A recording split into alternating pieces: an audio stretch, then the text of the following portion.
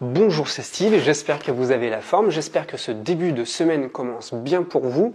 Dans cette nouvelle vidéo, nous allons voir ensemble les 5 principaux atouts qui jouent en faveur des hypersensibles dans le monde du travail. Alors si vous vous posez toujours des questions quant à votre orientation professionnelle, quant à créer de meilleures conditions de travail, eh bien vous êtes tombé au bon endroit, vous êtes sur la bonne vidéo parce que nous allons parler de ça ensemble en profondeur. Et j'ai répertorié justement 5 critères qui sont parfaitement propres aux hypersensibles, qui jouent vraiment en votre faveur. Alors ça veut dire quoi tout ça? Ça veut dire que intrinsèquement, vous avez des qualités en vous qui peuvent vous tirer vers le haut à la seule condition de les exploiter, évidemment. Donc ça commence par quoi? Ça commence par le fait de prendre conscience de ces traits-là et ensuite d'accepter de les travailler, de les approfondir.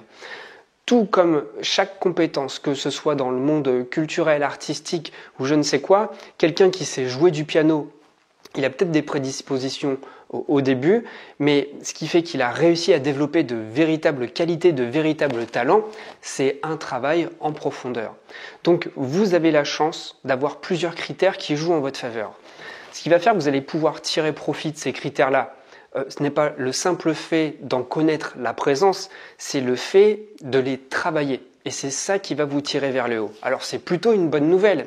Et vous êtes nombreux à me témoigner que dans votre vie professionnelle, et ça je m'en rends compte énormément dans les coachings, vous avez du mal à trouver du sens. Et ça c'est propre aux personnes hypersensibles, c'est qu'on ne peut pas faire quelque chose si ça n'a pas de sens. On est obligé d'avoir une certaine éthique.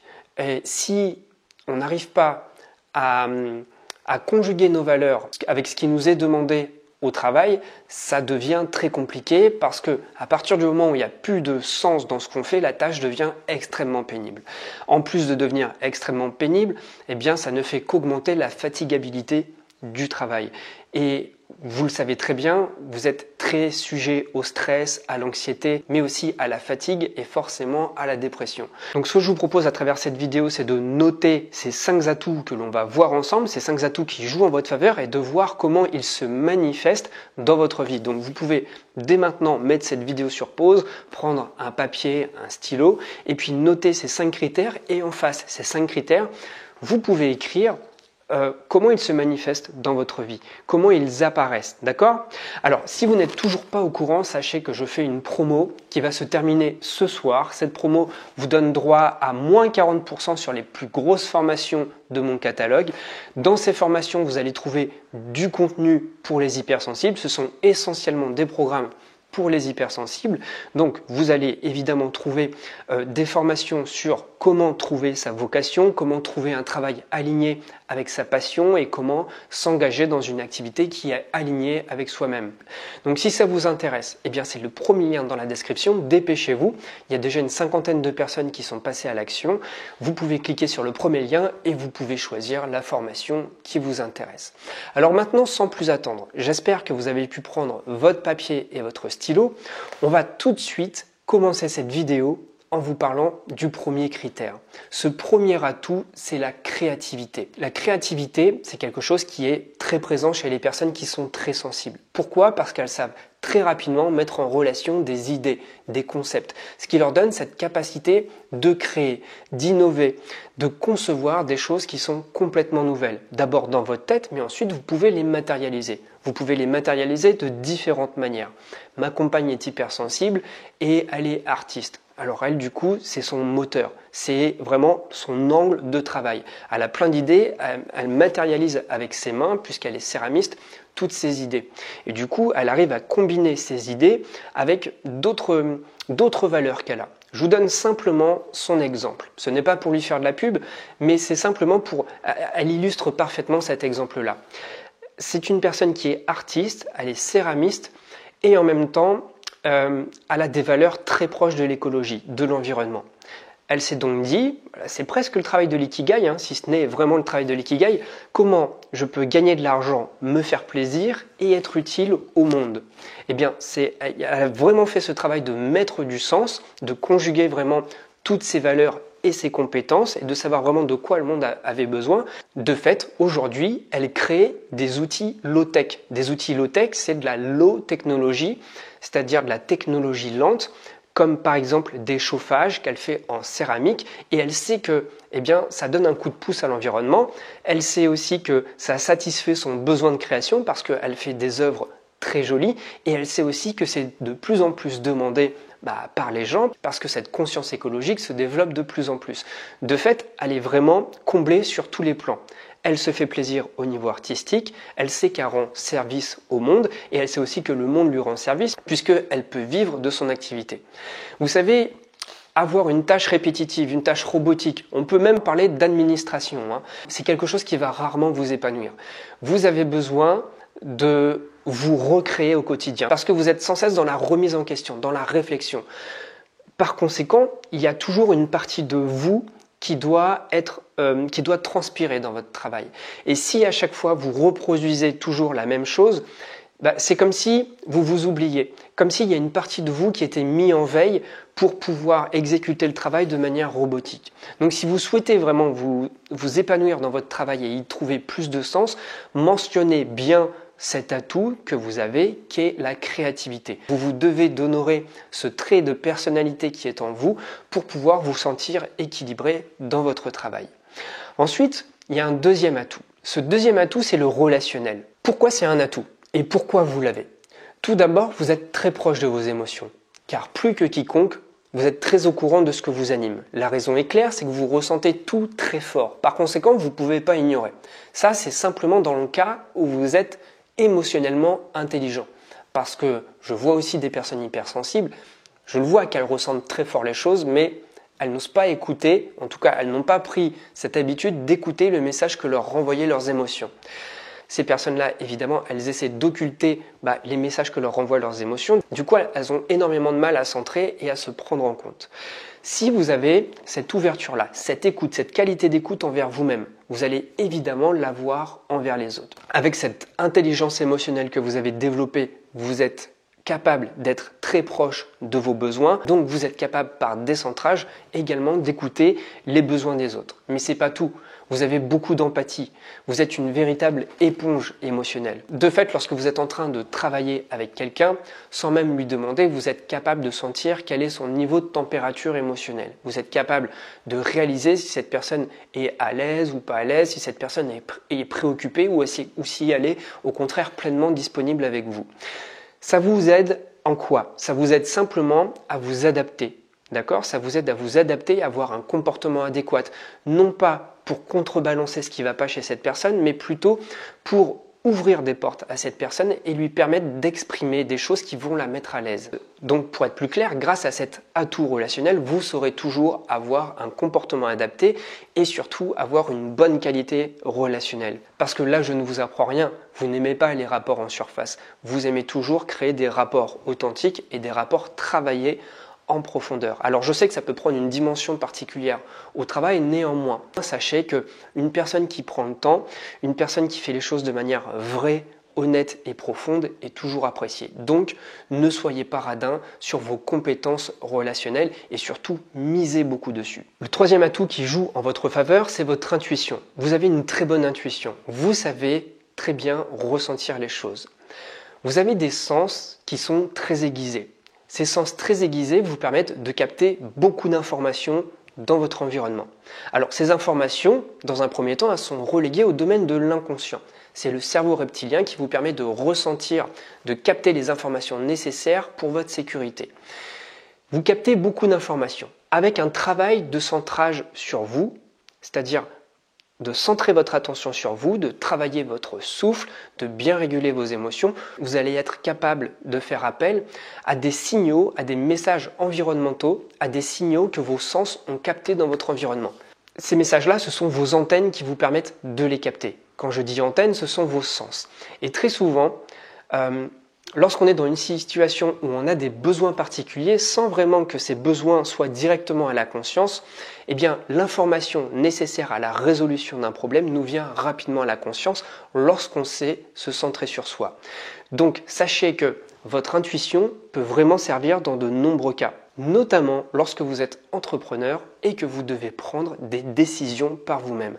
Là-dessus, c'est comme un muscle, il faut le travailler. Je vous invite vraiment à faire ce travail de centrage sur vous, méditation, yoga, cohérence cardiaque, contemplation, balade à pied, toutes ces choses qui vous permettent à la fois de prendre du recul par rapport aux choses, mais aussi d'être au plus proche de votre corps, au plus proche de vos rythmes, au plus proche de votre respiration. Tout ça va vous aider à vous unifier et à aller capter les informations nécessaires dans votre cloud qui regorge d'énormément d'informations.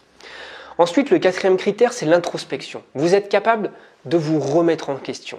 Et dans les professions indépendantes, encore une fois, c'est quelque chose qui est nécessaire. Sans remise en question, on n'arrive pas à négocier les virages. Pour reprendre l'exemple des professions indépendantes, c'est rarement une autoroute, c'est rarement une ligne droite. On a toujours des virages avec des bosses, des fois avec des ponts et des fois même avec des ponts-levis. Donc il faut savoir prendre les bonnes décisions au bon moment. Et surtout, il faut remettre en question sa manière de gérer les choses. La psychologue américaine Helen Aron, dont j'ai évoqué le nom dans la précédente vidéo, grâce à un acronyme, elle définit l'hypersensibilité. Cet acronyme, c'est DOS. Et la première lettre de DOS définit Depth of Processing, c'est-à-dire profondeur d'analyse des variables qu'il y a autour de vous.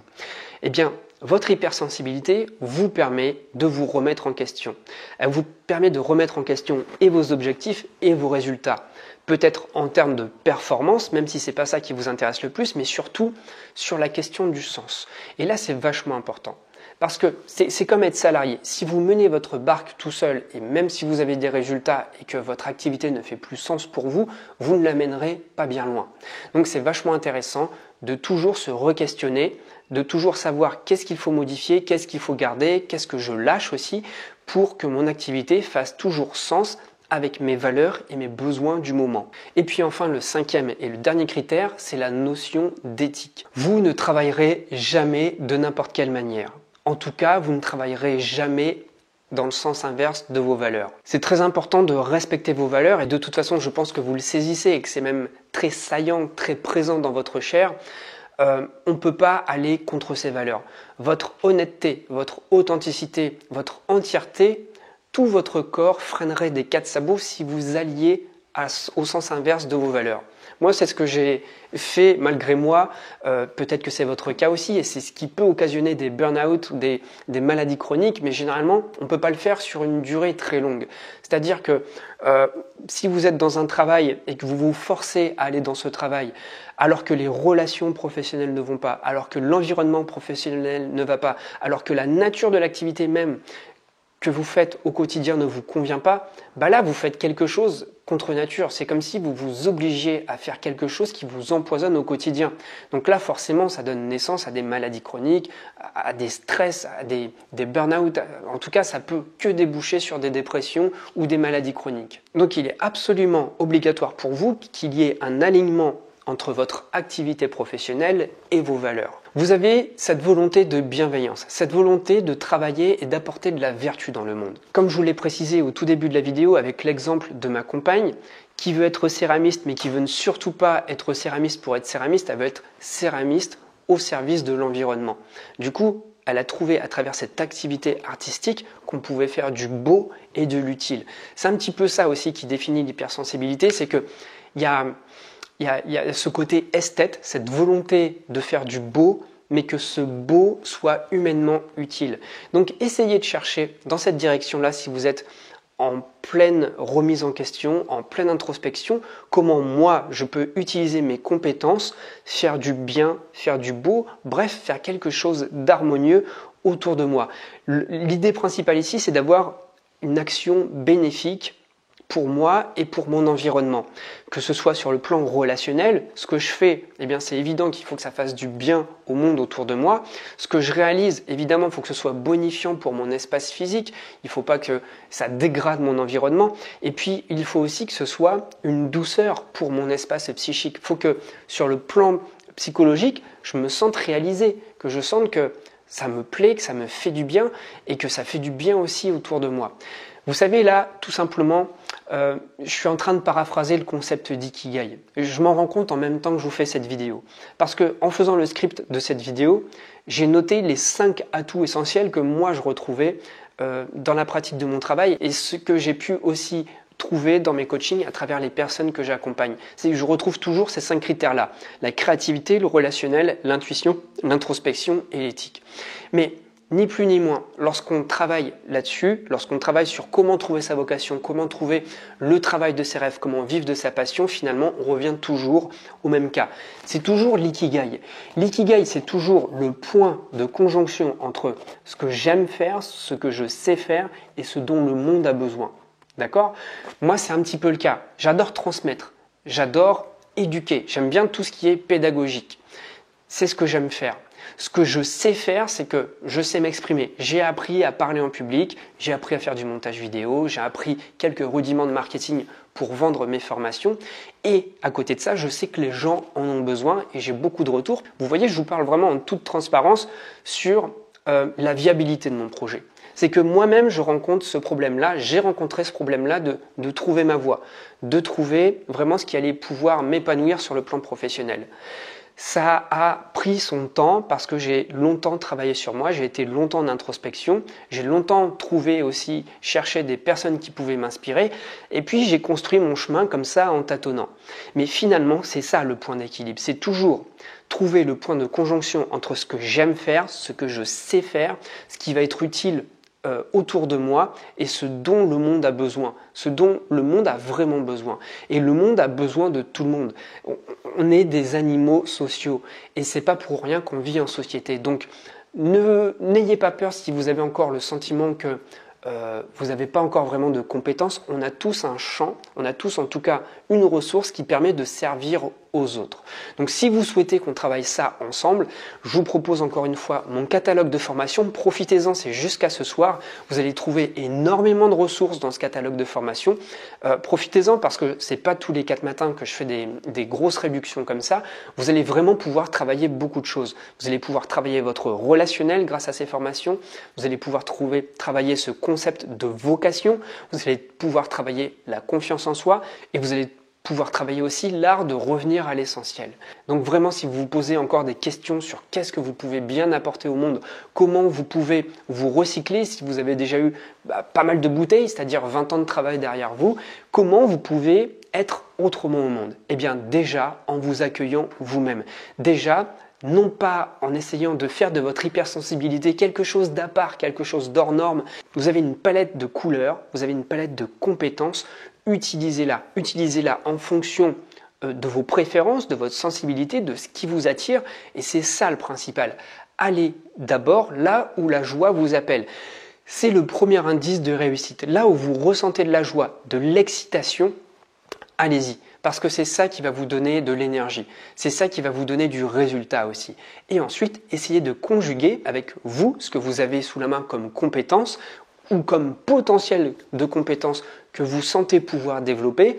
Et ensuite, essayez de conjuguer également avec ce dont le monde a vraiment besoin. C'est beaucoup plus simple qu'on peut le croire. Je vous remercie beaucoup d'avoir suivi cette vidéo. Si vous avez des questions, n'hésitez surtout pas, ça me fera très plaisir de vous répondre. Et si vous êtes motivé, on se retrouve de l'autre côté. Je serai avec mon petit tableau pour vous expliquer tous les concepts dans ces formations. Je vous remercie beaucoup et je vous dis à très vite. Prenez bien soin de vous.